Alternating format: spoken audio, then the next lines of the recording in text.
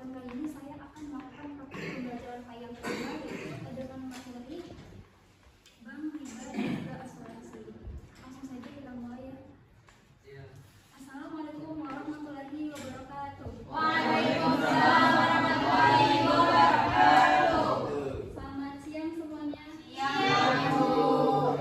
Bagaimana kabarnya hari ini? Alhamdulillah sehat. Alhamdulillah sehat semua ya. Alhamdulillah. Sudah siap belajar hari ini? Sudah. Kalau sudah siap, sebelum itu marilah bersama-sama kita berdoa agar pembelajaran kita hari ini dapat diberkahi oleh Allah Subhanahu wa Ta'ala.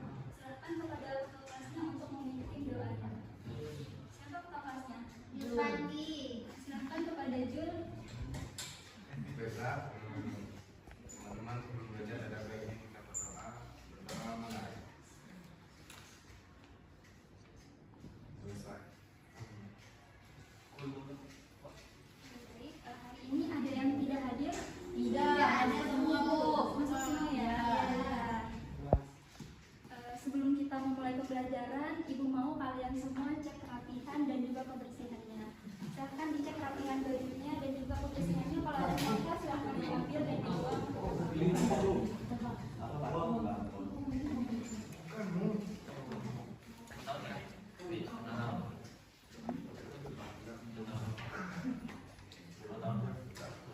Sudah rapi semuanya? Jadi teman-teman minggu lalu kita ada membahas mengenai sedikit tentang riba. Kira-kira teman-teman di sini masih ada nggak yang ingat apa itu riba? Ya, yang lain? Ada yang tahu? Ya, oke. Jadi hari ini kita akan belajar mengenai riba, bank, dan juga asuransi. Sebelum itu saya akan menyampaikan tujuan pembelajaran kita, yaitu yang pertama peserta didik mampu menjelaskan pengertian tentang riba, bank, dan juga asuransi menurut perspektif IKI. Yang kedua, peserta didik mampu mengidentifikasi jenis-jenis riba dan dampaknya dalam kehidupan sehari-hari. Yang ketiga, yaitu peserta didik mampu menganalisis perbedaan antara bank konvensional dan juga bank syariah. Yang keempat, peserta didik mampu memahami hukum asuransi dalam Islam. Dan yang kelima, yaitu peserta didik mampu menunjukkan sikap selektif dalam memilih lembaga keuangan sesuai dengan prinsip syariah. Langsung saja kita masuk ke materi kita, yaitu riba, bank, dan juga asuransi. Yang pertama yaitu pengertian riba. Seperti teman-teman yang lihat PPT, bahwa riba ini berasal dari bahasa Arab yang artinya tambahan, yang berarti tambahan pembayaran atas uang pokok pinjaman. Sementara menurut istilah riba ini adalah pengambilan tambahan baik dalam transaksi jual beli maupun pinjam meminjam secara batil atau bertentangan dengan prinsip muamalah dalam Islam. Ya teman-teman, saya mau bertanya, kira-kira riba ini haram atau halal? Haram. Ya benar sekali. Jadi riba ini hukumnya haram.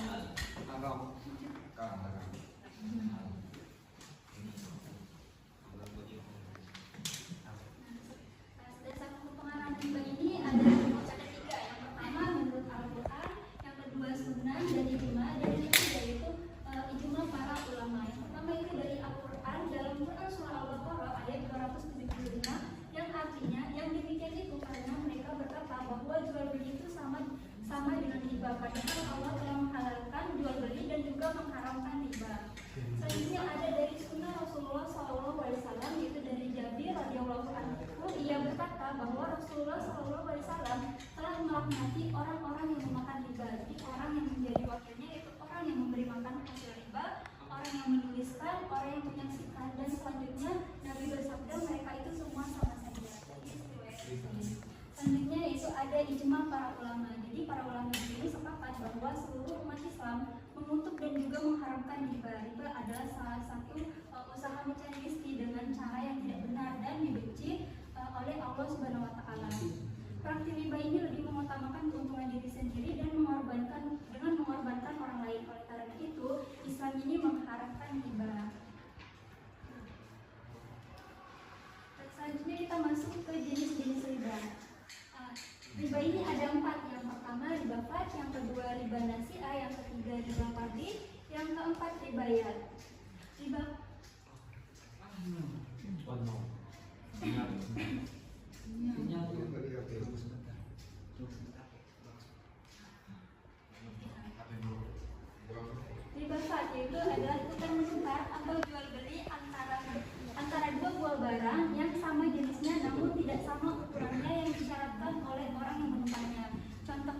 misalkan kita ingin menukar uang 100.000 dengan uang 2.000. Nah, uang 2.000 ini itu ada 48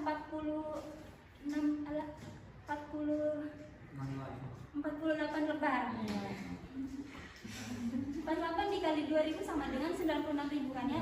Kita menukar uang tetapi yang kita dapatkan cuma 96.000. Nah, sisa 4.000 ini yang disebutkan dengan riba fad, yaitu tukar menukar dua buah barang yang sama jenisnya namun tidak sama ukurannya yang disyaratkan oleh orang yang menukarnya.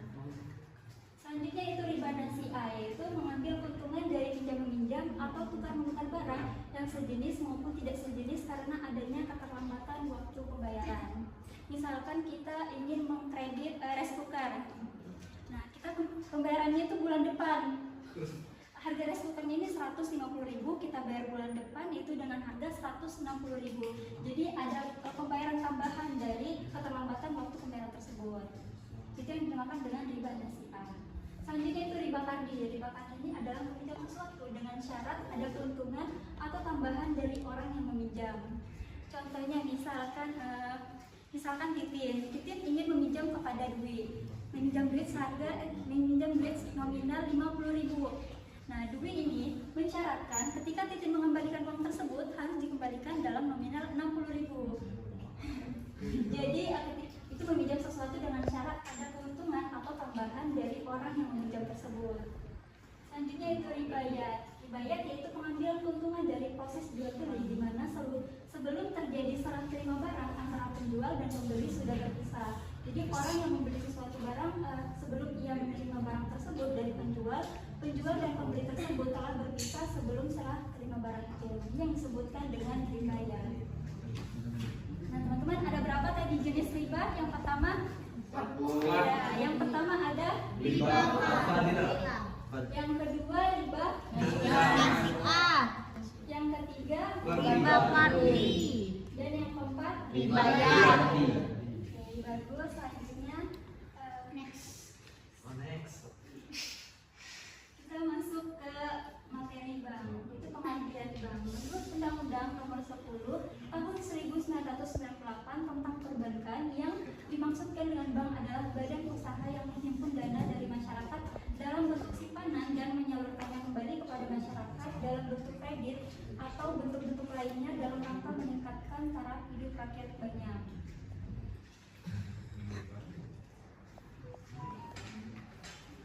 Macam-macam bank ini ada dua. Yang pertama bank konvensional dengan sistem bunga, dan yang kedua itu bank syariah, bank dengan prinsip bagi hasil.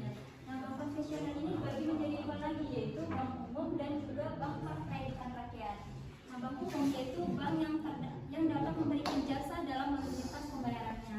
Sedangkan bank perkreditan rakyat adalah bank yang melaksanakan kegiatan usaha secara konvensional atau berdasarkan prinsip syariah yang dalam kegiatannya tidak memberikan jasa dalam lalu lintas pembayaran. Jadi itu bank syariah, bank dengan prinsip bagi hasil. Bank syariah ini adalah salah satu bank yang dalam aktivitasnya baik dalam penghimpunan dana maupun dalam rangka penyaluran dananya memberikan dan mengenakan imbalan atas dasar prinsip syariah.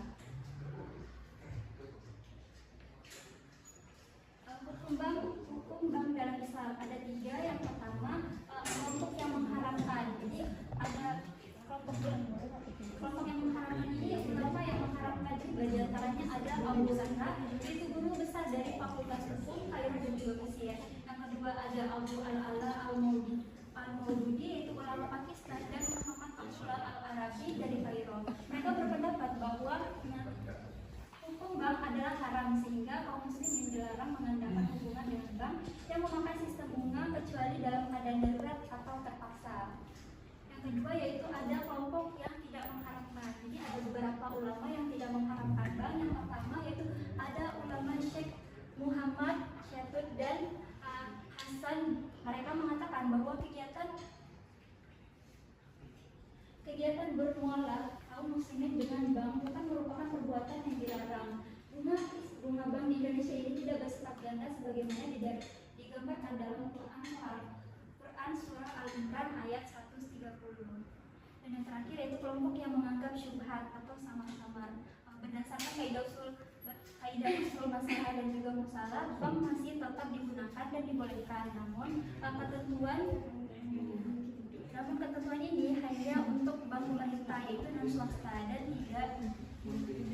tidak berlaku untuk bank swasta dengan alasan tingkat kerugian pada bank swasta ini sangat tinggi dibandingkan dengan bank pemerintah.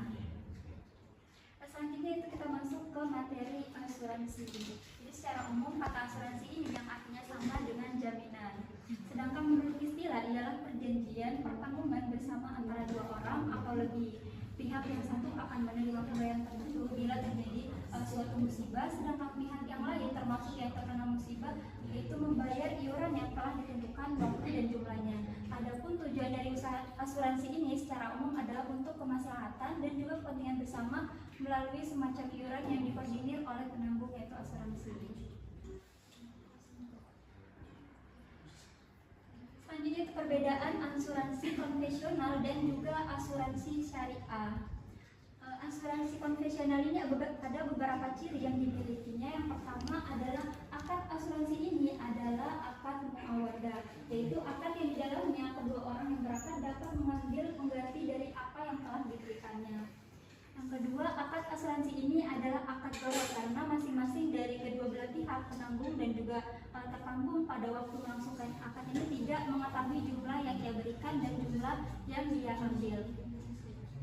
Asuransi syariah ini dibangun atas dasar ta'awun, yaitu kerjasama, tolong menolong, saling menjamin dan tidak berorientasi bisnis atau keuntungan materi semata. Jadi asuransi syariah ini tidak bersifat muawadah tetapi tabaru atau mudarobah.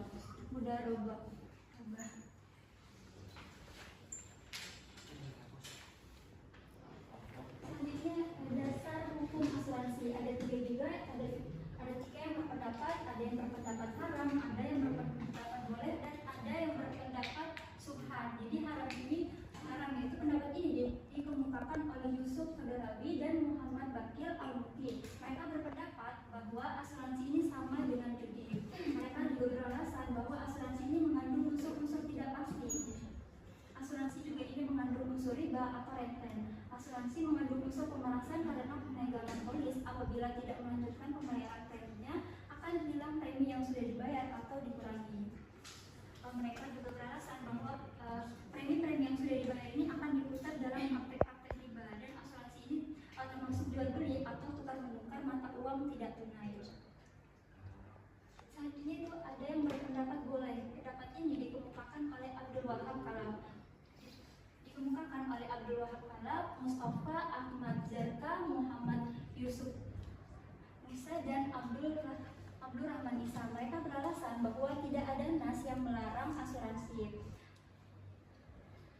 Mereka juga beralasan bahwa ada kesepakatan dan kerelaan kedua belah pihak. Asuransi juga ini saling menguntungkan kedua belah pihak, dan asuransi ini dapat menanggulangi kepentingan umum secara premi-premi yang terkumpul dalam diinvestasikan untuk proyek-proyek dan produktif dan pembangunan. Mereka juga beralasan bahwa asuransi ini termasuk akad mudharabah dan asuransi ini termasuk koperasi. Dan yang terakhir itu ada yang mengatakan bahwa dasar hukum asuransi ini itu syubhat, yaitu sama-sama. Jadi alasan golongan yang mengatakan asuransi syubhat ini adalah karena tidak adanya dalil yang tegas yang menyatakan bahwa asuransi ini halal atau haramnya. Baik teman-teman, mungkin itu saja ya pemaparan materi singkat dari saya. Sampai di sini apakah bisa dipahami? Bisa. Ya, itu saya akan membagikan tugas. Silakan teman-teman bagi menjadi dua kelompok. Mungkin ini aja ya, kelompok cewek dan juga kelompok cowok. Kelompok 1 dan kelompok 2.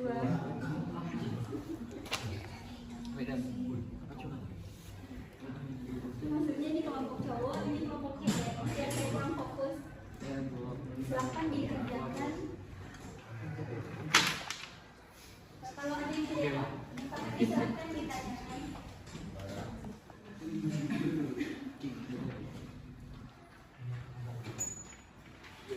Saya kasih waktu 5 menit cukup untuk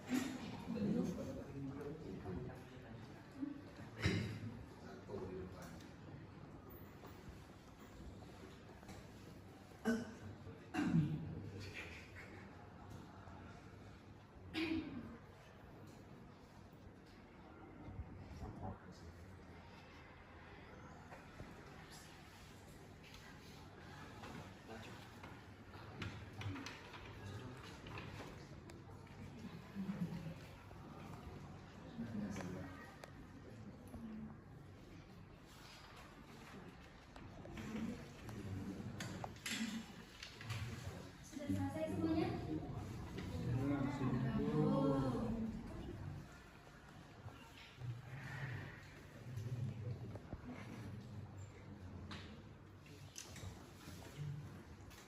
Sudah selesai ya? Ya, oke. Silakan perwakilan dari kelompoknya maju ke depan untuk menyampaikan hasil dari diskusi.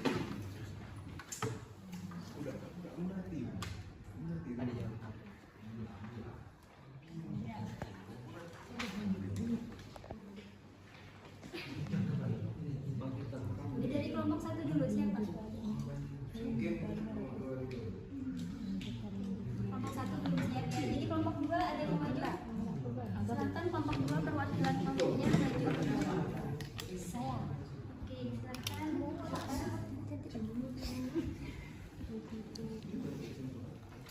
Baik, saya perwakilan dari kelompok cewek atau kelompok dua ini akan menjawab pertanyaan dari Ibu, yaitu ada studi kasusnya yaitu toko kelontong Pak Hasan.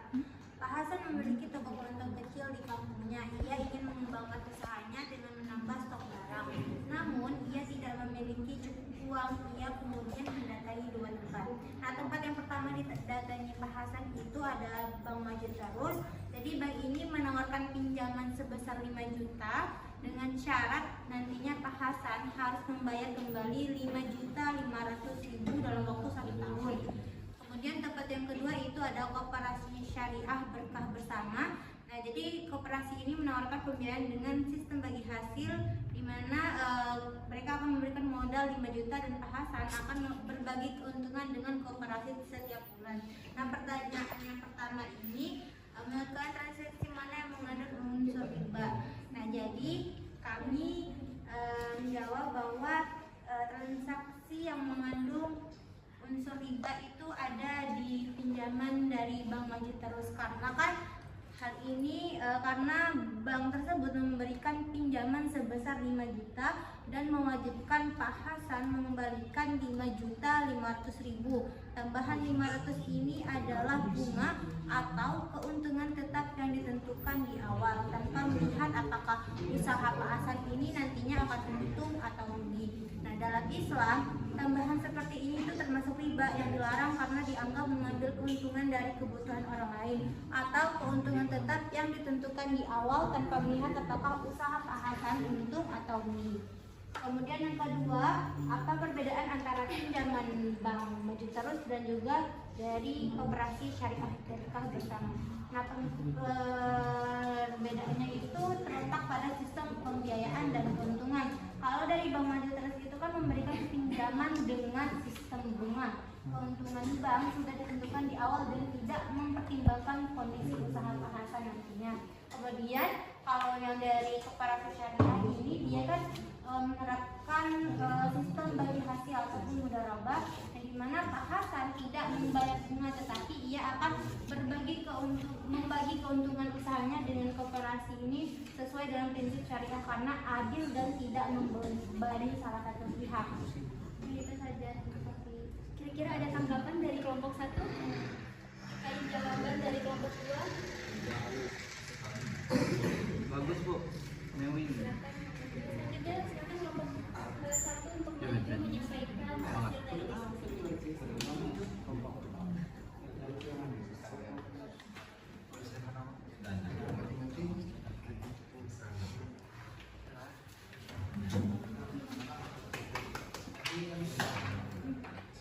Oke, baik, langsung saja menjawab pertanyaan yang pertama itu transaksi mana yang mengandung unsur riba, jelaskan alasannya. Jadi yang bagian A itu Bank Maju Terus. Bank ini menawarkan pinjaman sebesar Rp 5 juta dengan syarat pasan harus membayar kembali Rp 5.500.000 dalam waktu 1 tahun. B. Koperasi Syariah Berkah Bersama. Koperasi ini menawarkan pembiayaan dengan sistem bagi hasil. Mereka akan memberikan modal sebesar 5 juta dan Pak Hasan akan berbagi keuntungan dengan koperasi setiap bulan. Terus pertanyaannya di sini, menurut kita transaksi mana yang mengandung unsur riba? Jelaskan alasannya. Nah, jadi begini, kita kasih bayangan. Di sini kan Pak Hasan. Jadi Bank Maju Terus itu seperti kita meminjam uang kepada teman sebesar 5.000 ya. Di sini kan contohnya 5 juta, tapi kita kasih bayangan contoh 5.000. Terus tapi kata temannya tadi kamu balikinnya 5.500, 5.500. Jadi di situ terdapat unsur riba yang dimana 5.500 rupiah itu 500-nya rupiah itu yang termasuk uang riba. Jadi dalam Islam itu dianggap riba atau tidak boleh karena bikin berat yang pinjam. Terus koperasi syariah Berkah Bersama. Nah ini beda lagi. Kalau koperasi syariah ini Berkah Bersama itu mereka memberi kita modal sebesar 5 juta. Nah nanti kalau untungnya kita dibagi dua sama koperasi. Jadi kita ada dikasih modal, terus kita buka usaha kita untung, kita bagi dua sama koperasi syariah. Tetapi kalau kita rugi, koperasi syariah juga dapat ruginya. Jadi koperasi juga dapat bagian, kalau kita bagian banyak, koperasi juga dapat bagian banyak. Terus koperasi ikut menanggung ruginya. Tetapi kalau ruginya karena Pak Hasannya yang kurang hati-hati, jadi itu ruginya tetap bagi sama. Jadi bagi hasil tetap adil karena itu koperasi syariah kan. Jadi untung dan rugi ditanggung bersama. Seperti itu. Jadi bedanya gini, bank ini pinjam uang harus balikin lebih dan koperasi syariah dikasih modal untungnya dibagi dua. Nah.